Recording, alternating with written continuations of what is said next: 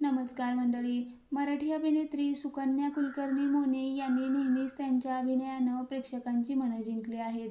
गेल्या अनेक वर्षात त्यांनी अनेक मालिका, सिनेमे, नाटकातून प्रेक्षकांचं मनोरंजन केलं. आता पुन्हा एकदा त्या नवीन मालिकेतून प्रेक्षकांच्या भेटीला येत आहेत. कोण होतीस तू, काय झालीस तू असं त्यांच्या आगामी मालिकेचं नाव आहे. या मालिकेत त्या एका वेगळ्या रूपात दिसणार आहेत.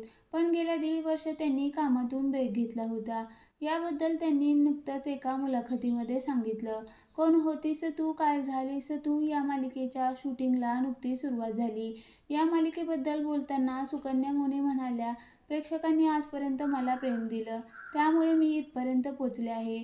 माझ्या आयुष्यात बरेच प्रसंग आले, पण त्यातून मी बाहेर आलेले. माझ्या आयुष्यात जे काही घडलं, काहीच वर्षापूर्वी झालेला अपघात असो किंवा आता 1.5 वर्षापूर्वी मी कामातून ब्रेक घेतला होता, तरीही प्रेक्षक पुन्हा तितक्याच प्रेमाने स्वीकारतात.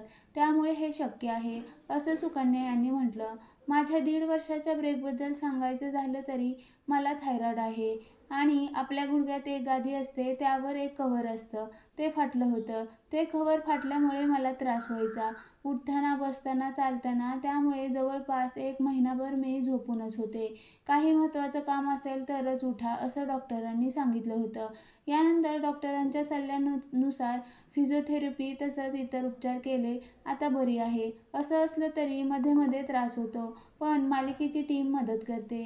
टीममधली सगळेच माझी काळजी घेतात. सकारात्मक वातावरण आहे, त्यामुळे काम करताना ऊर्जा मिळते, असंही सुकन्या मोने यांनी म्हटलं.